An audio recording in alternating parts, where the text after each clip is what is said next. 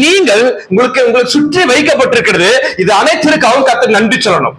அல்லேலூயா, ஆமென். இது அனைத்தையும் பார்த்து குறை சொல்லி அதுல உடைஞ்சு போய் அதுல கீழே போய் ஜெப வாழ்க்கை விட்டு வெளியே வருவாய் என்று சொன்னா நீங்கள் தான் ஆரம்ப கிறிஸ்தவர்கள். ட்ரெயின்ல படிக்கட்டுல தொங்கிட்டு போயிட்டு இருக்கவங்க, லைட்டா ஒரு திருப்புனாவோ ஒரு ஜர்க்கானாவோ ட்ரெயினை விட்டு குதிச்சிருவீங்க, இல்லாட்டி இறங்கிடுவீங்க.